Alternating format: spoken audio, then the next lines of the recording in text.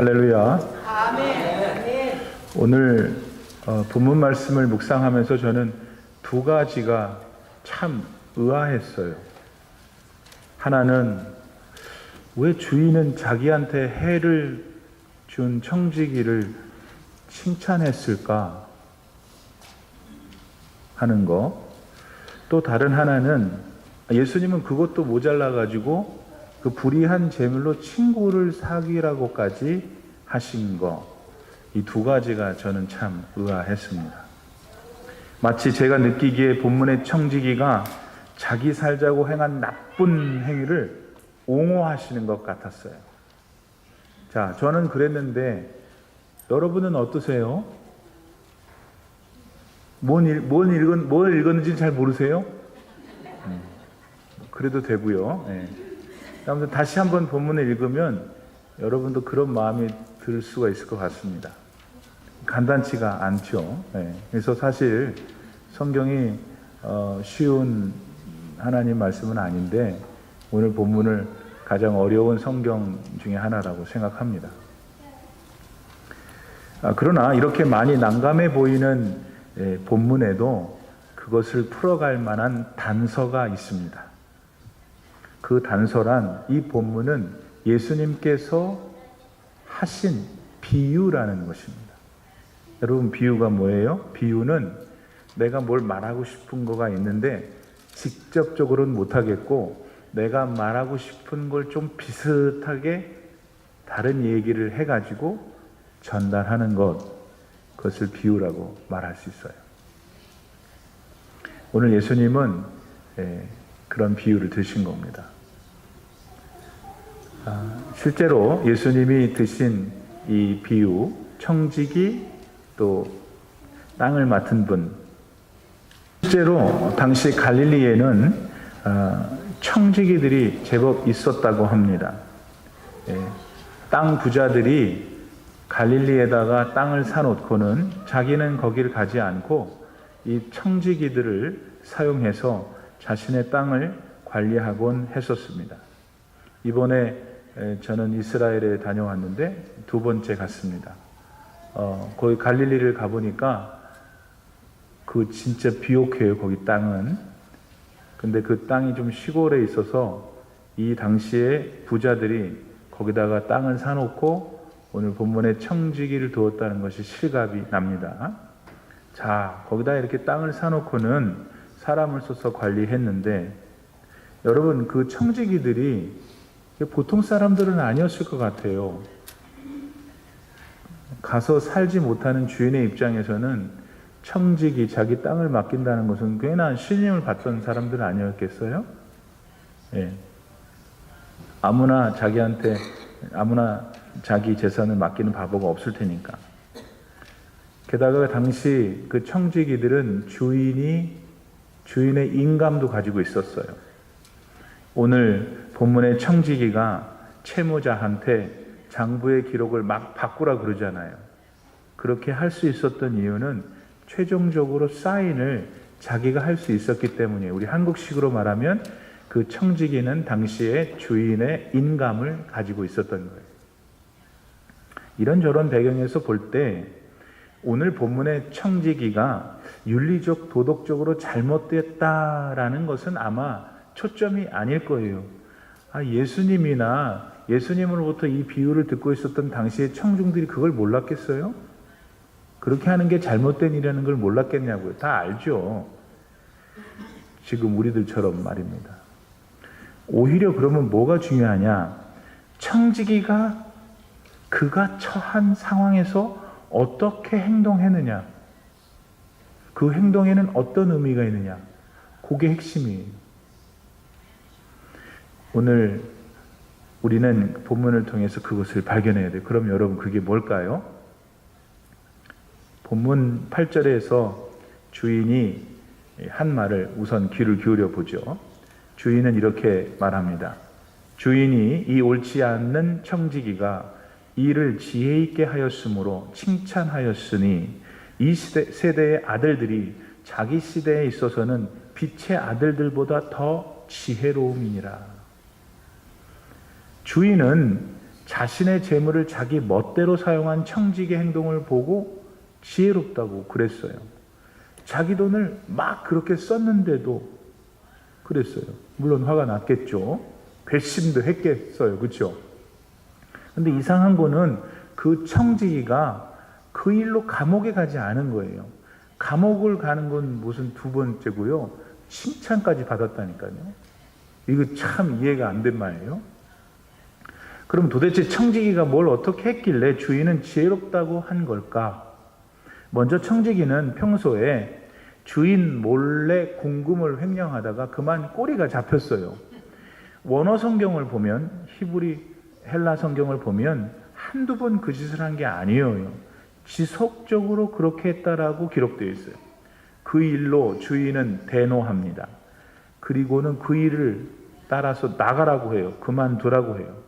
그 다음에 나가기 전에 네가 그동안 있었던 모든 거래에 대해서 잘 정리해 놓고 가라고 했습니다. 자, 여러분, 이제 청지기는 인생 끝난 겁니다. 이런 사기꾼을 여러분 같으면 받아주겠어요? 다시? 다른 사람한테 소문이 났을 거 아니에요.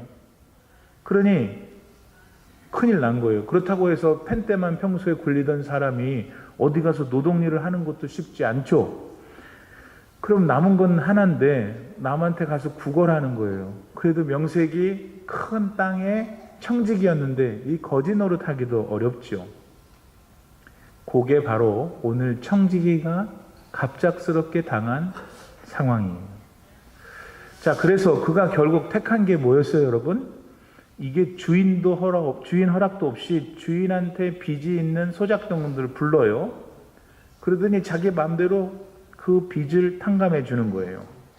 어떤 사람은 자기가 기름 100마를 빚졌대. 그랬더니 너 빨리 내 앞에서 50말로 빚을 줄이라는 거예요. 여기서 기름이라는 것은 감람유인데 올리브 기름이죠. 이 기름 100말은 나무 120그루를 쥐어짜야 나옵니다. 나무 120그루를 쥐어짜야 나오는 양이니까 엄청난 양이에요. 그리고 실제로 그걸 돈 주고 살려면 당시 화폐로 100데나리온이나 1000데나리온이나 됐는데 당시 하루 노동자가 노동한 다음에 갚는 게 한 데나리온이었어요. 1000데나리온을 빚지고 있었던 거예요. 얼마나 큰 빚을 지고 있었어요. 그런데 이 청지기가 어느 날 부르더니 500으로 확 줄여놓은 거예요. 이 사람 땡 잡은 거죠. 엄청나게 신났을 거 아니에요. 그렇죠? 네. 또 청지기는 누굴 어떻게 탕감해 줬죠? 어떤 사람한테 물어봤더니 자기 빚이 있는데 백석이 빚이라는 거야. 그러니까 이 사람이 청지기가 그한테 야, 고소 20을 빼. 80으로만 하자. 여러분, 백석은 당시 은화로 2500데나리온이었어요. 엄청난 것이죠. 그걸 20%나 감해준 거예요. 그러니까 역시 계산해보면 약 500데나리온을 그 사람한테도 탕감해 준 거죠. 아까 그 사람하고 똑같아요. 공평했어요. 그런 면에서는. 이 청지기는 기가 막히게 민첩했어요. 주도 면밀했고 자기가 지금 탕감해 준 사람들을 둘이서 공평하게 느끼도록 해줬으니까. 이런 일이 지금 어쨌든 일어나고 있는 거예요. 그러면 왜 그렇게 했을까, 이 청지기는? 왜냐하면 지금 쫓겨나게 생겼거든. 쫓겨나면 어떻게 하려고? 이 사람들 집에 가려고. 그 사람들의 도움을 받아서 어떻게든 살아남아야 되니까 그렇게 한 겁니다. 말하자면 본문의 청지기는 자기가 지은 엄청난 죄로 이제 다 끝장난 인생이었습니다. 때문에 그에게는 미래가 없었어요. 어떻게 할 방법도 없었죠. 근데 그 청지기는 그 상황에서도 가만히 앉아있지 않았어요. 게으르게 앉아있지 않았어요. 뭔가 했어요. 살아남으려고. 죽지 않기 위해서 자기의 힘을, 남은 힘을 다한 것이에요. 비록 그것이 주인의 것을 함부로 하는 우를 범했긴 했다 하더라도 그는 살기 위해서 발버둥을 친 것입니다. 그리고 만일 그 청지기가 불러다가 탕감해 준 그 빚의 내용이 원금이 아니라 이자였다면 어땠을까요? 물론 원금이나 이자나 주인 거죠. 주인은 이자도 잃어버려도 속상할 거예요. 그러나 케네스 베일리 같은 학자들에 따르면은 당시에 받을 원금이 있는데 그 원금에 이자를 많이 붙였다고 그래요. 성경은 이자를 붙이지 말라 그랬어요. 그런데 이 유대인들, 성경을 그렇게 믿는다고 하는 분들이 이자를 붙였을 뿐만 아니라 엄청 붙였대요. 어떤 사람은 100%를 붙였대요. 그 당시에. 요즘에도 이렇게 하는 사채업자들 때문에 많은 분들은 고통을 당하잖아요. 어쨌든 청지기가 만일 원금이 아니라 그들의 이자의 일부를 탕감해 주었다면 사실 따지고 보면 그렇게 죽일 일도 아니죠. 우리가 생각할 때는 반응이 없는 거 보니까 반응이 없어. 오늘은 어떻게 된 게 내가 일주일 만에 돌아왔더니 반응이 없어. 그런데 만약 그 당시 빚을 지고 있던 소장농들이 여러분이었다면 얘기는 달라지죠. 내가 물어야 될 것이 이만큼이었는데 아무 일도 없이 오늘 이만큼으로 줄어들면 얼마나 좋겠어요. 그렇지만 탕감받은 그 사람들이 아무 말도 없이 아무 반응도 없이 탕감을 받았기 위해서 저는 그렇게 생각하지 않아요. 왜 그래? 뭔 일 있어? 했겠지. 청지기는 적당한 이유를 자기가 둘러댔겠죠. 그렇지만 결과는 어땠을 거예요? 탕감받은 사람들은 그래? 맞아, 내가 그 주인 선생을 내가 원래 좋게 봤어. 그 사람이 좀 인덕이 많은 사람이야. 둥둥 그렇게 얘기했지 않겠어요? 그러면서 받았겠지. 그냥 넙죽 받진 않죠.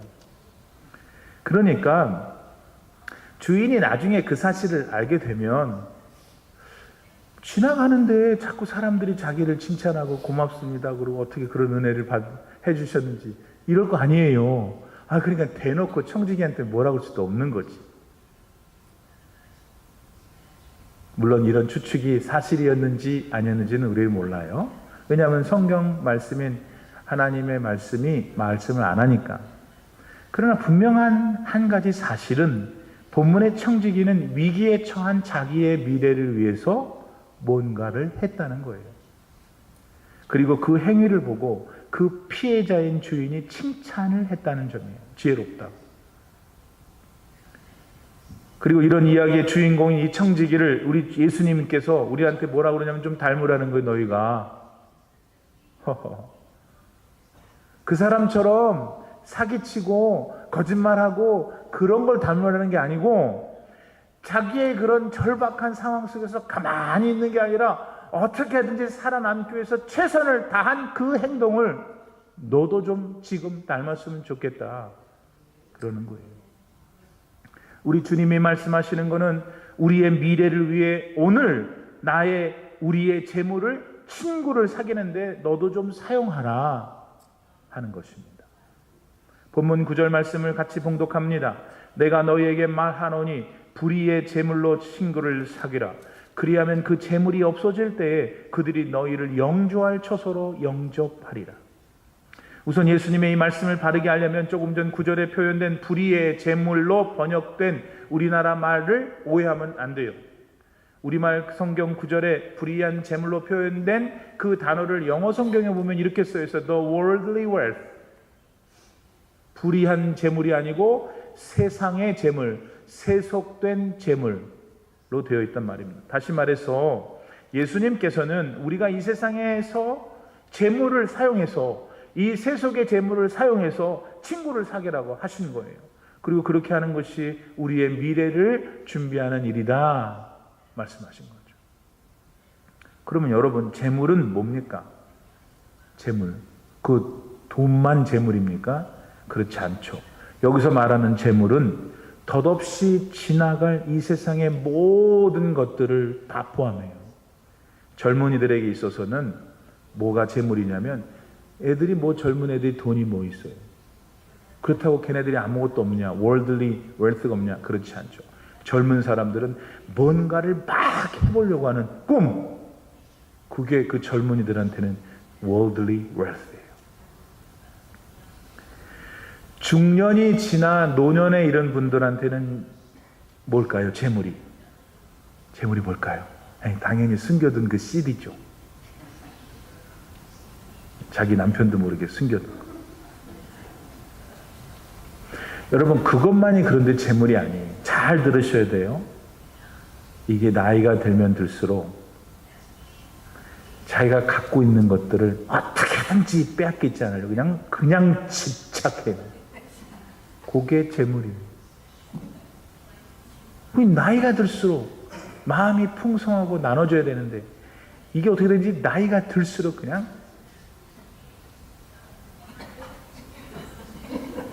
제가 시카고에서 목회할 때 그런 사람 봤어요. 자동차가 11만 달러예요. 제 차랑 비슷한데 이 양반은 돈이 얼마나 많은지, 그런데 그 비싼 자동차 안에서 쭈그리고 앉아가지고 맨날 풀떼기만 먹어. 나는 그 모습을 보면서 참 불쌍하게 산다. 뭐가 안 걸리려고 풀만 먹는데, 여러분, 풀만 먹으면 뭐가 안 걸리는 게 아니에요. 하나님이 안 걸리게 해야 안 걸리는 거예요. 그걸 아셔야지. 그냥 나이가 들수록 그냥 밴댕이 소갈등 많아져가지고 안 놀라고. 그런 것들이 오늘 예수님께서 너 불의한 재물로 친구를 사귀라 할 때 그 세상의 세속의 재물인 거예요. 물론 이런 마음들 자체는 악한 거는 아닐 거예요. 돈 자체가 악한 거 아니잖아요. 돈이 악이 되는 거는 그 돈을 가지고 있는 사람이 어떻게 그걸 대하느냐에 달려 있어요. 젊은 사람들이 비전과 꿈을 갖는 게 뭐가 잘못됐어요? 가져야죠. 없는 사람이 이상한 거지. 맨날 집에서 트레이닝만 입고 있으면 되겠어요, 애들이? 뭐라도 해보려고 나가야 열정이 있어야죠. 건강도 있어야 되겠고 명예도 있어야 되겠고 다 있어야 돼요. 성경은 다 이런 것을 좋아해요. 이걸 blessing이라고 그래요. 근데 예수님은 이런 돈이나 명예나 건강이나 젊음의 꿈이나 노년의 모든 보존하려는 본능도 친구 사용하는데 사용했으면 좋겠다고 하시는 거예요. 이유는 우리들도 언젠가 본문의 청지기처럼 다 내려놓을 시간이 올 것이기 때문에. 한때 본문의 청지기는 세월 참 좋았을 겁니다. 지 것도 아닌데 지 것처럼 쫙 쓰고, 갈릴리 호수가 얼마나 예쁜지 모르죠. 나는 참 가보지도 않고 믿는 사람들이 얼마나 훌륭한지 몰라요. 그렇잖아요. 가보지도 않았는데 그냥 갈릴리 호수 그러면 다 아멘 하면서 마치 본 것처럼. 근데 진짜 보면 참 아름다워요. 그걸 보면서 얼마나 좋은 세월을 보냈겠어요. 주인처럼 지 것도 아닌데 떵떵거리며 얼마나 살았겠어요. 근데 이 사람이 하루아침에 망하게 된 거예요. 갈 곳이 없는 사람이 된 거예요. 예수님은 이 부분에서 오늘 우리에게 말씀하는 거예요. 네 인생도 언젠가 끝나야 될 건데 청지기처럼 다 내려놓아야 될 순간에 너는 어떻게 할 거니? 물으시는 것이에요.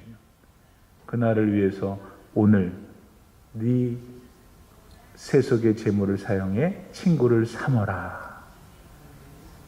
근데 솔직히 말해서 우리는 주님의 이런 말씀에 마음이 잘 움직이지를 않죠. 왜 그러냐? 그 중에 가장 큰 이유는 우리는 내 인생이 갑자기 청지기처럼 될 거라고 죽어도 생각 안 해요. 또 반응이 없어요. 그러니까 내가 잘못됐든지 아니든지 둘 중에 하나인데, 나는 청지와 같은 삶이 절대로 일어나지 않을 거라 생각하기 때문이에요. 거기다가 사실 우리가 좀 가진 게 좀 제법 있거든요. 특히 워싱턴 올림피아에 사는 분들은 진짜로 여러분 잘 생각해야 돼요. 얼마나 좋은 데서 사는 건지. 마스크도 안 끼고.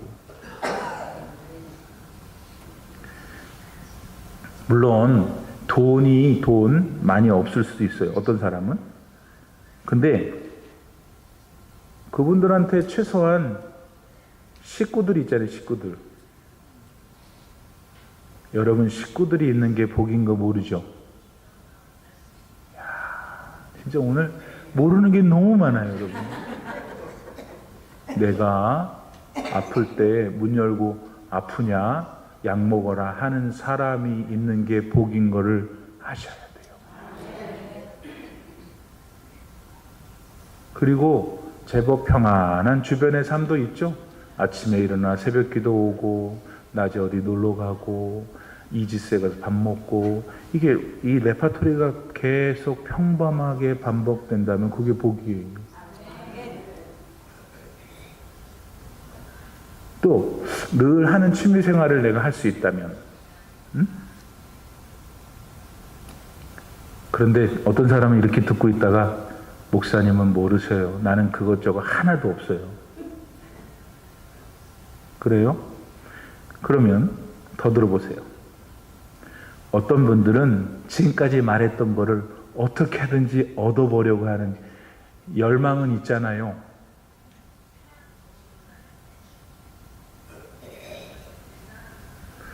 그러니까 그런 열망을 위해서 매일 살기 때문에 그런 것조차 없는 사람도 자기 생이 갑자기 청기직처럼 바뀔 거라 전혀 생각하지 않는다는 거예요. 근데 여러분 가만히 생각해 보세요. 그런다고 해서 우리의 삶에 끝이 안 오는 것도 아니잖아요. 본문의 청지기처럼 아무도 받아주지 않는 때, 모든 것을 잃어버릴 때 그게 오는 것이 기정사실이에요. 제가 원고에는 안 썼는데 지금 마음에 들어서 설명을 해요. 야곱이 130살이 됐을 때 바로 왕 앞에 섰어요. 바로가 뭐라고 질문을 했나 보지. 바로는 그 당시 이집트 제국의 황제예요. 그가 물어요. 네 인생이 어땠느냐. 그랬더니 야곱이 엄청 부자예요. 여러분, 야곱처럼 부자 되기를 바랍니다. 지금 아멘 안 하시면 좀 늦었어. 너무 늦었어. 야곱이 행색은 그래도 엄청 부자였어요. 근데 그가 대제국 이집트의 황제 앞에서 뭐라 그러냐면 나의 130년의 세월이 험악했다. 아멘.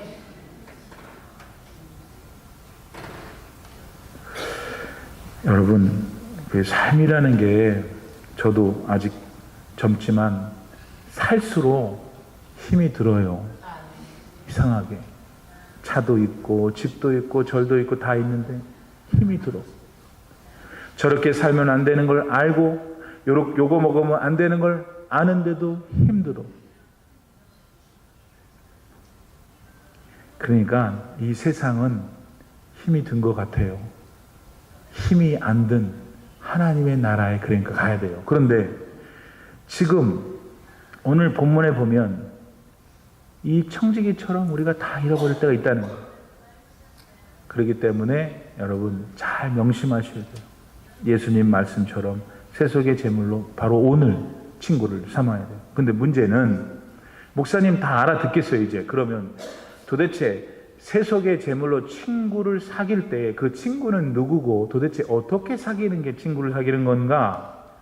요한복음 15장 15절에 보면 예수님은 당신 자신을 가리켜 우리들의 친구라 그랬었어요. 그러면 세속의 제물로 친구를 사귀라는 것은 세속의 제물로 예수를 사귀라는 것이, 예수님과 교제를 하라는 것이. 여러분, 기본적으로 교제는 언제 일어나요? 아니, 만나야 일어나지. 얼굴도 안 보는데 어떻게 교제가 일어나요? 예수님과의 교제가 일어난다는 건 예수님과 만나야 되는데, 여러분, 교제가 있으려면 좋아해야 갑니다. 그 사람이 좋아하지 않는데 뭐하러 가요? 여러분, 구역예배 왜 안 가요? 구역예배 안 간 사람이 있는데, 왜냐하면 구역장이 마음에 안 들어서 그래요. 구역에는 어떤 사람이 마음에 안 들어서 안 간다고 그래요. 우리 교회가 아니 다른 교회 얘기하는 거예요. 좋아야 만나는 거예요. 사랑해야 만나는 거예요. 좋지도 않은데, 사랑하지도 않는데 뭔 교제가 일어나겠어요? 그럼 여러분, 예수님을 어떻게 교제하세요? 왜 교제하세요? 여러분, 예수님이 나의 그 더러운 죄를 다 용서해 주시려고. 다른 사람은 몰라, 나에 대해서. 나는 예수님이 아시는데 내가 도대체가 말할 수 없는 숨기고 있는 그 죄를 다 소멸하시기 위해서 본인 스스로가 십자가를 지셨잖아요. 그 얼마나 아프셨겠어요? 그 얼마나 고통스러웠겠어요?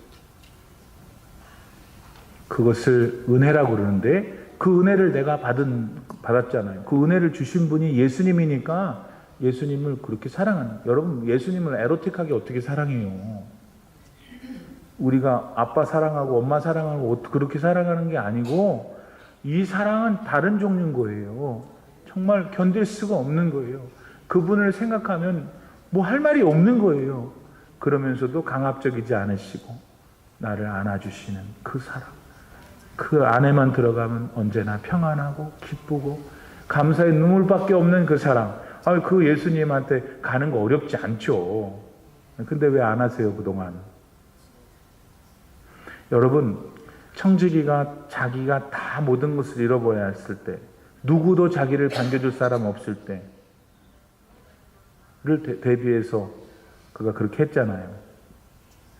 근데 우리가 주님과 교제한다는 거는 다 나를 떠나고 다 나를 모른다고 할 때 내 친구가 되어주실 주님을 믿는 것, 그게 교제하는 거예요.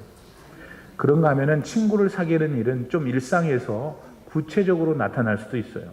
말하자면 우리가 일상 속에서 뭔가를 할 때 그게 예수님과 친구 혹은 교제를 하고 있는 거예요.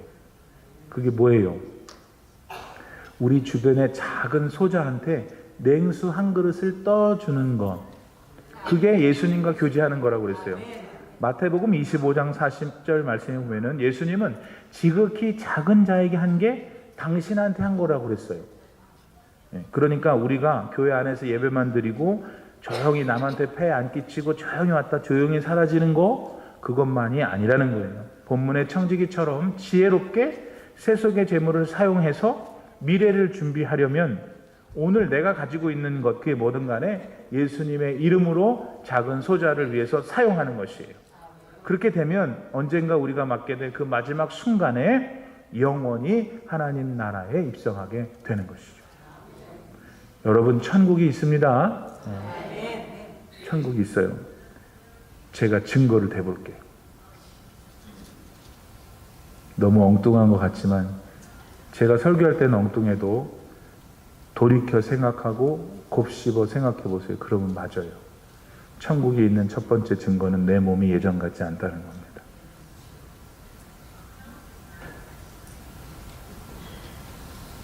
내 젊음이 예전 같지 않다는 거예요. 일어서려다가 주저앉는 거예요. 세상에 일어서다가 주저앉고 싶은 사람이 어디 있어요? 근데 그렇게 돼요. 청지기의 인생처럼 여러분, 모든 것이 이 세상에서는 영원할 수 없어요. 반드시 어떤 인생도 자기에게 주어진 이 세상에서의 끝이 있어요. 근데 그 끝으로 끝나는 것은 아니에요. 그 끝은 다 알아요. 성경, 우리 하나님의 말씀은 그 후에는 심판이 있는데, 심판이 있다는 것은 하나님이 이렇게 계시고 그 앞에 일렬로 서 있는 거예요. 자기 순번이 되면 예수 믿는 사람도 예수 믿지 않는 사람도 다 서요.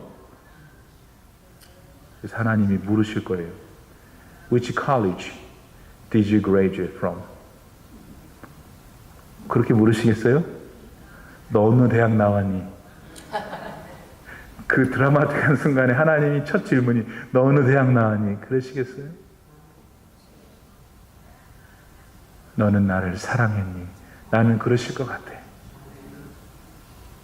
그 사랑의 증표는 세속의 제물로 내가 이 땅에 사는 동안에 주님의 기쁨이 되는 일을 한 것이겠죠. 여러분, 우리가 사는 현실은 대단히 중요합니다. 우리가 발딛고 사는 이 현실을 하나님이 주셨으니까. 그래서 이 세상에 사는 건 소중한데, 그런데 내가 어떻게 이 세상의 삶을 생각하는 건도 다 달라요. 그 다름에 따라 어떤 분은 가까운 장래에 하나님 나라를 가고 그렇지 못하고 그렇게 됩니다. 그러므로 사랑하는 여러분, 오늘 부유에서 주님이 말씀하신 것을 들으세요. 여러분의 돈, 건강, 은사, 젊음, 지식, 모든 것 예수님과 사귀는 일에 지금부터 사용하세요. 이 주변에 있는 사람들, 뭐 멀리까지 갈 것도 없고 그 사람들에게 특별히 작은 자한테 선한 일을 하면서 사세요. 복음이신 예수님을 여러분 그렇게 전하는 거예요. 예수 믿고 구원받으세요. 안 가면 그러면 지옥 갑니다. 그것도 전도의 한 방법이지만 지극히 작은 사람에게 선을 행함으로 내가 예수 믿는 사람임을 나타내므로 그가 예수를 받아들이게 하는 것. 왜냐하면 그 삶이 오늘을 살아가는 가장 지혜로운 삶이고, 지혜로운 삶을 살 때의 결과는 여러분의 인생이 성공할 수밖에 없는 것입니다. 이게 무덤에 가면은 비석이 다 있어요. 응? 그 비석에는 뭐라고 나냐면 김말동, 혹시 또 식구 중 김말동이 아무튼 김아무개 1912년 이거 뭐라 그래요? 이렇게 이쪽 없고 1983년 그렇게 돼 있죠. 다 비석으로 그렇게 돼 있잖아요. 어떤 책에서 보니까 인생은 그 사이인 거예요. 1912년, 1983 요 사이. 자, 질문. 이제 여러분 그 사이에 남은 인생을 어떻게 사시겠습니까? 그 인생을 어떻게 가장 성공적인 인생으로 만들겠습니까? 예수님을 위해 여러분의 세속의 재물을 지혜롭게 쓰세요. 그러면 하나님 영광 받으시고 여러분의 남은 생이 가장 고귀한 인생이 될 것입니다. 기도합시다. 지금도 살아계셔서 말씀으로 우리 가운데 역사하시며 성령으로 우리의 깨달음과 확신을 실천케 하시는 살아계신 하나님 아버지, 주님의 은혜와 사랑을 늘 감사하며 살아온 저희들입니다. 이제 남은 여생 정말 본문의 청지기가 그 전체적인 내용은 옳지 못했지만 그가 살아남기 위해서 최선을 다했던 것처럼 우리는 오늘 우리의 주어진 생애 속에서 주께서 주신 세속의 재물을 가지고 주님과 교제를 하는 데 사용하는 지혜로운 인생 되어 성공적인 삶을 사는 우리들이 다 될 수 있도록 축복하여 주시옵소서. 예수님의 이름으로 간절히 기도드립니다. 아멘.